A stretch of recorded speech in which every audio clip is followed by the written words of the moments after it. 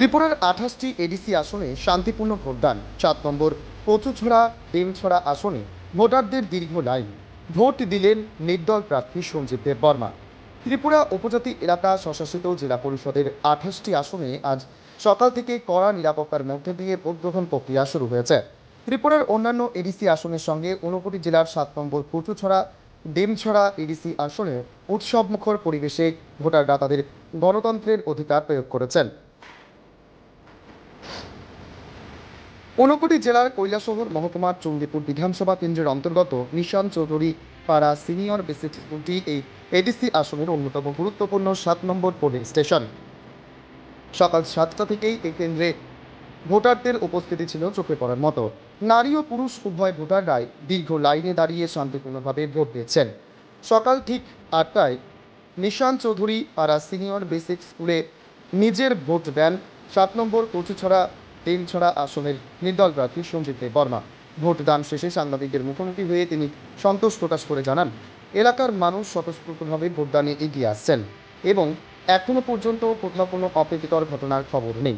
তিনি নির্বাচন প্রক্রিয়া সম্পূর্ণ শান্তিপূর্ণ বলে উল্লেখ করেন। সকাল 7টা থেকে বিকেল 8টা পর্যন্ত ভোট গ্রহণ চলবে। এবারের এডিসি নির্বাচনে মোট ভোটারের সংখ্যা 9,62,547 জন। নির্বাচনের ফলাফল আগামী 17ই এপ্রিল ঘোষণা করা হবে। ত্রিপুরা থেকে বিক্রম কর্মকারের report, crime press Bengal news.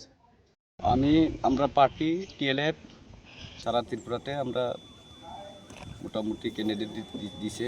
আমরা হইলে ডেমছড়া কচুছড়া আমি আপনার 7 নং কচুছড়া ডেমছড়া আসনে প্রার্থী টিএলএফ এর প্রার্থী। টিএলএফ এর কি নাম আপনার? সঞ্জিত দেববর্মা। তো আপনি কি এইমাত্র ভোট দান করলেন? ভোট দান করিয়া আমি এই যে ভোট দান করলেন, এই সেন্টারের নামটা কি? গোলকপুর এনসিপাড়া।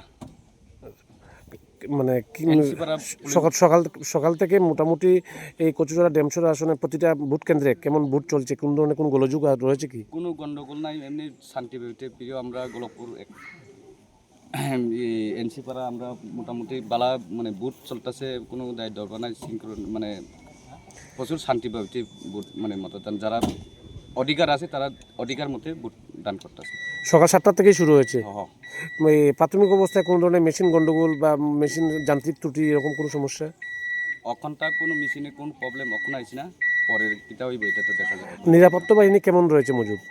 নিরাপত্তা ঠিক আছে, মোটামুটি এখন মজুদ ঠিক আছে। কোনো তারাও মানে ভোটাররা কি কোনো ধরনের মানে নিরাপত্তাহীনতায় ভুগতেছে বা ভোটাররা কি কোনো ধরনের ভয় পাইতেছে? না, কোনো ভয় পাইতে না। যারা অধিকার তারা মানে যারা প্রার্থীকে বালা পায় তারা ভোট দিব তারা।